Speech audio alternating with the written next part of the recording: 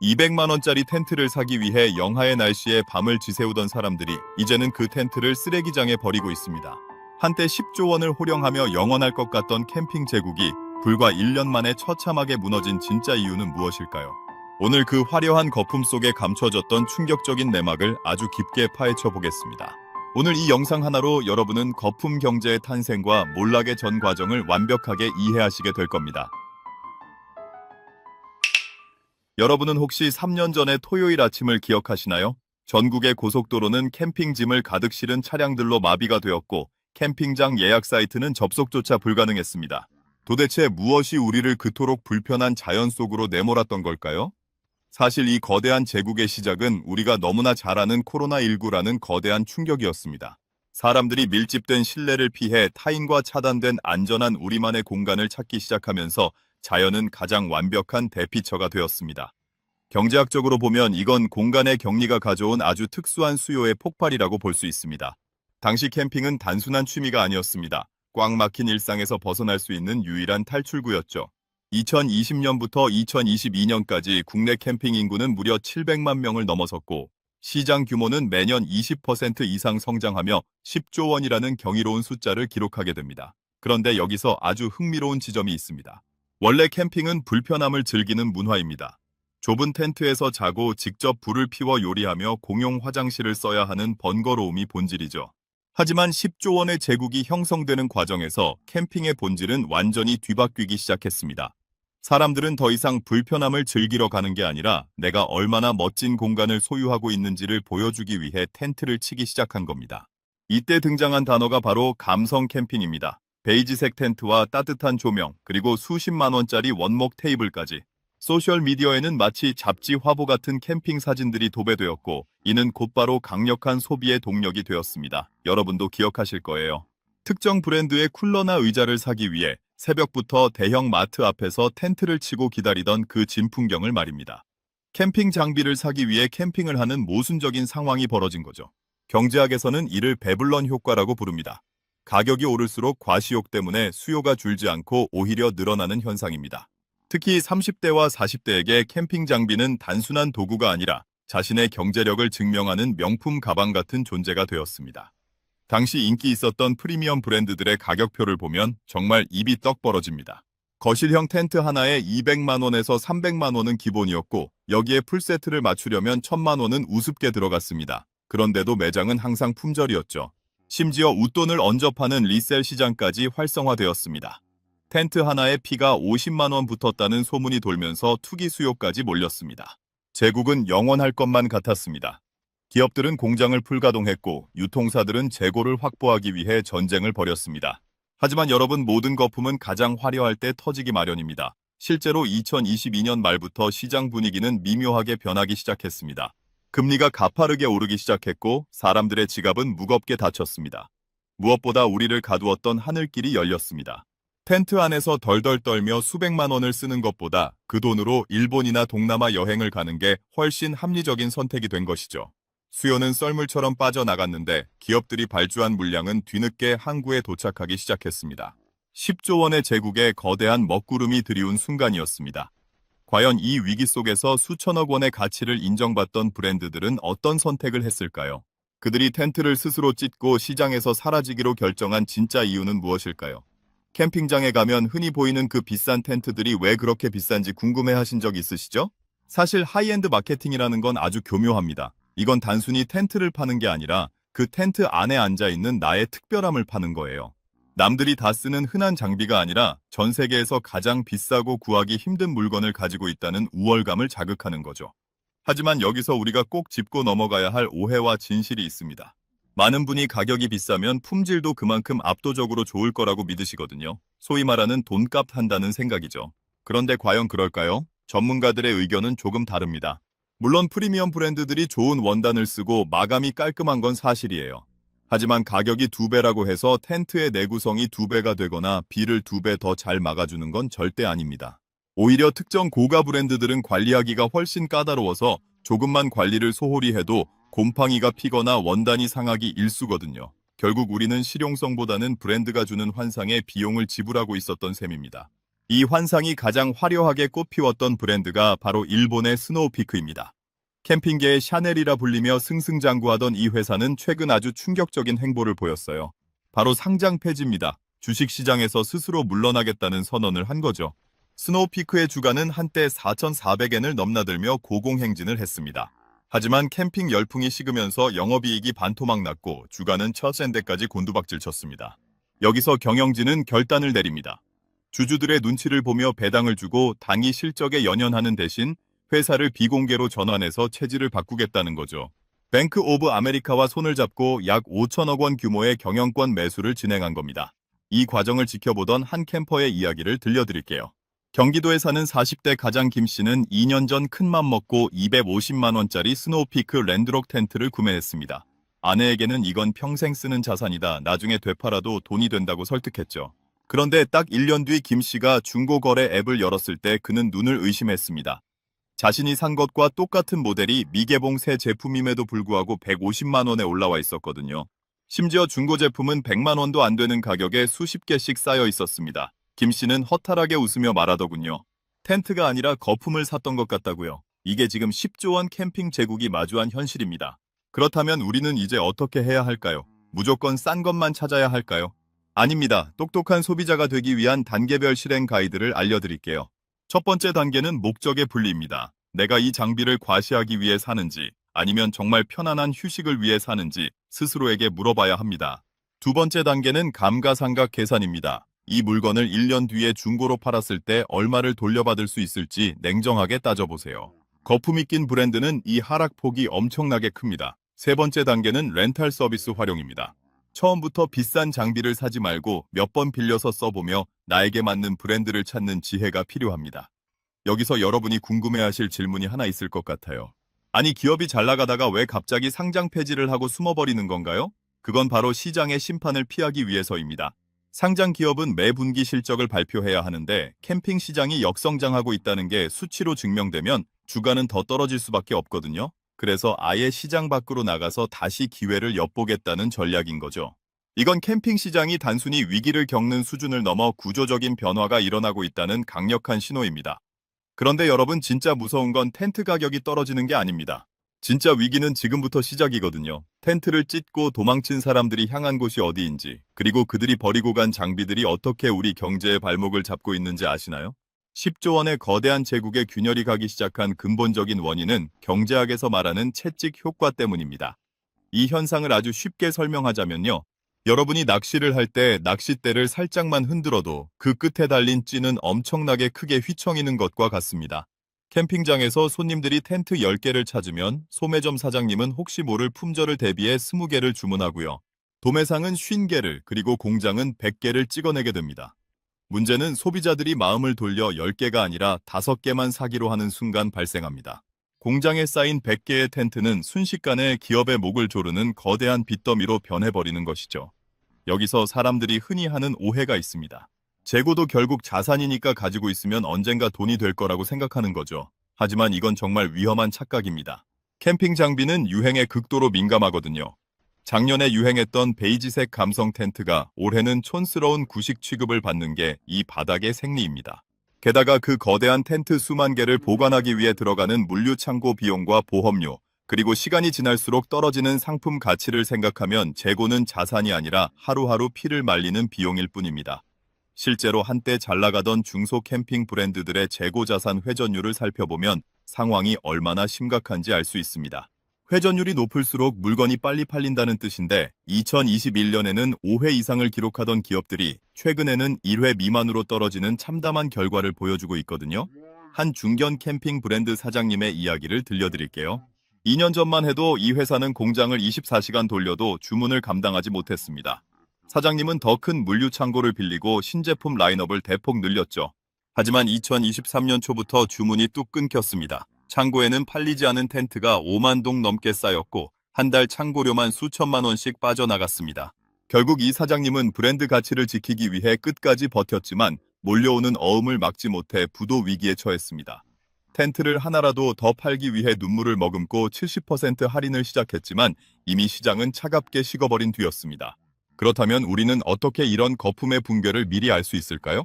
똑똑한 경제학자가 되기 위한 3가지 필터를 알려드릴게요.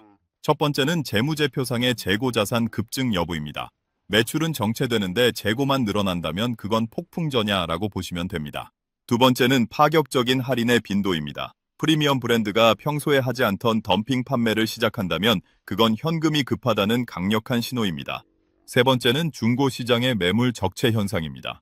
신제품보다 저렴한 새 제품급 중고가 쏟아지기 시작하면 그 시장은 이미 끝물입니다. 궁금해하실 수도 있어요. 기업들이 그냥 물건을 불태우거나 기부해서 가격을 방어하면 안 되는 걸까요? 명품 브랜드들이 하는 것처럼요. 하지만 캠핑 장비는 부피가 너무 커서 폐기 비용조차 어마어마합니다. 기부를 하려 해도 수만 개의 텐트를 받아줄 곳이 마땅치 않죠. 결국 이들은 울며 겨자 먹기로 시장에 물건을 투하하기 시작했습니다. 그리고 이 물량은 곧바로 여러분의 스마트폰 속에 있는 중고 거래 앱으로 흘러 들어갔습니다. 기업들이 재고와 싸우고 있을 때 더 처절한 싸움은 바로 우리 이웃들의 손안에서 벌어지고 있었습니다. 300만 원을 주고 샀던 나의 보물 같던 장비들이 왜 갑자기 애물단지가 되어 길거리에 버려지듯 나오고 있는 걸까요? 이제부터는 제국의 화려한 조명이 꺼진 뒤 남겨진 사람들의 진짜 처절한 이야기를 시작해보려 합니다. 10조 원의 거대한 제국에 균열이 가기 시작한 근본적인 원인은 경제학에서 말하는 채찍 효과 때문입니다. 이 현상을 아주 쉽게 설명하자면요. 여러분이 낚시를 할 때 낚싯대를 살짝만 흔들어도 그 끝에 달린 찌는 엄청나게 크게 휘청이는 것과 같습니다. 캠핑장에서 손님들이 텐트 10개를 찾으면 소매점 사장님은 혹시 모를 품절을 대비해 20개를 주문하고요. 도매상은 50개를 그리고 공장은 100개를 찍어내게 됩니다. 문제는 소비자들이 마음을 돌려 10개가 아니라 5개만 사기로 하는 순간 발생합니다. 공장에 쌓인 100개의 텐트는 순식간에 기업의 목을 조르는 거대한 빚더미로 변해버리는 것이죠. 여기서 사람들이 흔히 하는 오해가 있습니다. 재고도 결국 자산이니까 가지고 있으면 언젠가 돈이 될 거라고 생각하는 거죠. 하지만 이건 정말 위험한 착각입니다. 캠핑 장비는 유행에 극도로 민감하거든요. 작년에 유행했던 베이지색 감성 텐트가 올해는 촌스러운 구식 취급을 받는 게 이 바닥의 생리입니다. 게다가 그 거대한 텐트 수만 개를 보관하기 위해 들어가는 물류 창고 비용과 보험료, 그리고 시간이 지날수록 떨어지는 상품 가치를 생각하면 재고는 자산이 아니라 하루하루 피를 말리는 비용일 뿐입니다. 실제로 한때 잘 나가던 중소 캠핑 브랜드들의 재고 자산 회전율을 살펴보면 상황이 얼마나 심각한지 알 수 있습니다. 회전율이 높을수록 물건이 빨리 팔린다는 뜻인데 2021년에는 5회 이상을 기록하던 기업들이 최근에는 1회 미만으로 떨어지는 참담한 결과를 보여주고 있거든요. 한 중견 캠핑 브랜드 사장님의 이야기를 들려드릴게요. 2년 전만 해도 이 회사는 공장을 24시간 돌려도 주문을 감당하지 못했습니다. 사장님은 더 큰 물류 창고를 빌리고 신제품 라인업을 대폭 늘렸죠. 하지만 2023년 초부터 주문이 뚝 끊겼습니다. 창고에는 팔리지 않은 텐트가 5만 동 넘게 쌓였고 한 달 창고료만 수천만 원씩 빠져나갔습니다. 결국 이 사장님은 브랜드 가치를 지키기 위해 끝까지 버텼지만 몰려오는 어음을 막지 못해 부도 위기에 처했습니다. 텐트를 하나라도 더 팔기 위해 눈물을 머금고 70% 할인을 시작했지만 이미 시장은 차갑게 식어버린 뒤였습니다. 그렇다면 우리는 어떻게 이런 거품의 붕괴를 미리 알 수 있을까요? 똑똑한 경제학자가 되기 위한 3가지 필터를 알려드릴게요. 첫 번째는 재무제표상의 재고자산 급증 여부입니다. 매출은 정체되는데 재고만 늘어난다면 그건 폭풍전야라고 보시면 됩니다. 두 번째는 파격적인 할인의 빈도입니다. 프리미엄 브랜드가 평소에 하지 않던 덤핑 판매를 시작한다면 그건 현금이 급하다는 강력한 신호입니다. 세 번째는 중고 시장의 매물 적체 현상입니다. 신제품보다 저렴한 새 제품급 중고가 쏟아지기 시작하면 그 시장은 이미 끝물입니다. 궁금해하실 수도 있어요. 기업들이 그냥 물건을 불태우거나 기부해서 가격을 방어하면 안 되는 걸까요? 명품 브랜드들이 하는 것처럼요. 하지만 캠핑 장비는 부피가 너무 커서 폐기 비용조차 어마어마합니다. 기부를 하려 해도 수만 개의 텐트를 받아줄 곳이 마땅치 않죠. 결국 이들은 울며 겨자 먹기로 시장에 물건을 투하하기 시작했습니다. 그리고 이 물량은 곧바로 여러분의 스마트폰 속에 있는 중고 거래 앱으로 흘러 들어갔습니다. 기업들이 재고와 싸우고 있을 때 더 처절한 싸움은 바로 우리 이웃들의 손안에서 벌어지고 있었습니다. 300만 원을 주고 샀던 나의 보물 같던 장비들이 왜 갑자기 애물단지가 되어 길거리에 버려지듯 나오고 있는 걸까요? 이제부터는 제국의 화려한 조명이 꺼진 뒤 남겨진 사람들의 진짜 처절한 이야기를 시작해보려 합니다. 여기서 우리가 주목해야 할 또 다른 흐름은 취미의 계급화입니다. 캠핑이 너무 대중화되고 너도 나도 프리미엄 장비를 갖추게 되자 소위 말하는 트렌드 세터들은 새로운 과시의 수단을 찾아 떠났습니다. 그들이 선택한 곳은 골프장과 테니스 코트였습니다. 캠핑 장비에 쏟아부었던 그 수천만 원의 자본이 이제는 골프채와 값비싼 회원권 그리고 화려한 운동복으로 흘러 들어간 겁니다. 하지만 재미있게도 골프 시장 역시 최근 비슷한 거품 붕괴의 전조를 보이고 있습니다. 결국 자본은 항상 가장 뜨겁게 달아오른 곳을 찾아갔다가 차갑게 식기 전에 또 다른 먹잇감을 찾아 떠나는 법이거든요. 많은 분이 궁금해하실 것 같아요. 그럼 이제 캠핑은 완전히 끝난 취미인가요? 제 대답은 아니오입니다. 지금의 현상은 시장이 완전히 사라지는 몰락이 아니라 거품이 빠지고 진짜들만 남는 구조조정의 과정이라고 봐야 합니다. 경제학에서는 이를 시장의 성숙기 진입이라고 부릅니다. 뜨내기 손님들은 떠나고 정말 캠핑 그 자체를 사랑하는 진성 유저들만 남게 되는 거죠. 실제로 살아남은 브랜드들은 이제 단순히 텐트를 파는 것에 그치지 않습니다. 그들은 캠핑이라는 문화를 일상으로 끌어들이는 라이프스타일 전략을 쓰고 있어요. 집에서도 쓸 수 있는 가구 캠핑장에서 먹는 고급 밀키트, 심지어 캠핑 테마의 카페와 레스토랑까지 사업 영역을 무한히 확장하고 있습니다. 그렇다면 생존하는 기업들의 공통점은 무엇일까요? 단계별로 분석해보면 명확해집니다. 첫 번째 단계는 강력한 팬덤의 구축입니다. 유행에 민감한 뜨내기가 아니라 브랜드의 철학에 동의하는 충성 고객을 확보한 곳들은 흔들리지 않습니다. 두 번째 단계는 수익 구조의 다변화입니다. 장비 판매에만 의존하지 않고 서비스나 의류, F&B 등으로 매출원을 분산시킨 기업들이 이번 위기를 견뎌내고 있습니다. 세 번째 단계는 철저한 재고 관리와 디지털 전환입니다. 데이터에 기반해 수요를 예측하고 무리한 확장을 경계한 기업들만이 제국의 다음 장을 준비할 자격을 얻게 된 것이죠. 여러분은 지금 이 현상을 보면서 어떤 생각이 드시나요? 단순히 남의 나라 이야기나 먼 시장의 이야기로만 들리시나요? 사실 10조 원 캠핑 제국의 몰락은 우리 지갑과 아주 밀접하게 연결되어 있습니다. 우리가 다음 거품에 속지 않고 진짜 부를 지키기 위해서는 이 현상의 본질을 꿰뚫어 보는 눈이 필요합니다. 이제 마지막으로 이 거대한 소동 끝에 남겨진 가장 뼈아픈 교훈과 여러분의 자산을 지켜줄 마지막 행동 전략에 대해 이야기해 보려 합니다. 텐트를 찍고 도망친 사람들이 우리에게 남긴 진짜 메시지는 무엇일까요? 우리는 지난 몇 년간 10조 원이라는 거대한 자본이 캠핑이라는 이름 아래 어떻게 모이고 또 어떻게 흩어졌는지 목격했습니다. 이 모든 과정이 우리에게 주는 가장 핵심적인 교훈은 명확합니다. 어떤 시장이든 실용적 가치가 아닌 과시적 가치가 지배하기 시작할 때 그 시장은 반드시 무너진다는 사실입니다. 여러분이 샀던 그 수백만 원짜리 텐트는 사실 비바람을 막아주는 천조각이 아니라 내가 남들보다 더 나은 삶을 살고 있다는 안도감을 사기 위한 지불이었습니다. 하지만 경제의 온도가 내려가고 금리가 오르자 그 안도감의 유효기간은 끝이 났고 남은 건 거실 한 구석을 차지한 무거운 짐들 뿐이었죠. 오늘 이야기를 세 줄로 요약하자면 이렇습니다. 첫째, 캠핑 시장의 성장은 공간의 고립이 만든 특수한 거품이었으며, 둘째, 하이엔드 마케팅과 리셀 열풍이 그 거품을 회복 불가능한 수준까지 키웠고, 셋째, 결국 본질이 아닌 유행을 쫓던 자본은 더 자극적인 대체제를 찾아 떠났다는 것입니다. 그렇다면 우리는 앞으로 다가올 또 다른 거품에서 어떻게 내 소중한 돈을 지킬 수 있을까요? 여러분이 당장 실천해야 할 세 가지 액션 가이드를 제시해드립니다. 첫 번째는 소유의 목적을 재정의하는 것입니다. 물건을 사기 전에 스스로에게 물어보세요. 이 물건을 아무도 보지 않는 곳에서 나 혼자 써도 충분히 행복할 것인가? 만약 누군가에게 보여주기 위한 목적이 50%를 넘는다면 그건 소비가 아니라 비용이고 결국 사라질 거품입니다. 두 번째는 세컨드 마켓, 즉 중고 시장의 데이터를 신뢰하는 것입니다. 신제품의 화려한 광고보다 중고 거래 앱에 올라온 매물의 수와 가격 하락폭이 훨씬 더 정확한 시장의 성적표입니다. 프리미엄이 붙는다는 가머니설에 속지 말고 얼마나 빨리 현금화할 수 있는지를 냉정하게 따져보세요. 세 번째는 자산의 이동 경로를 예측하는 훈련입니다. 캠핑이 가고 해외여행이 왔듯이 자본은 늘 다음 장소로 이동합니다. 지금 가장 뜨거운 인공지능이나 특정 테마주가 혹시 3년 전의 텐트와 같은 모습은 아닌지 오늘 배운 채찍 효과를 대입해 보시길 바랍니다. 처음에 제가 드렸던 질문을 기억하시나요? 10조 원의 제국을 세웠던 그들이 왜 스스로 텐트를 찢고 도망쳤을까요? 그들은 텐트를 찢은 게 아닙니다. 감당할 수 없을 만큼 비대해진 자신의 욕망과 타인의 시선이라는 감옥을 찢고 나온 것이죠.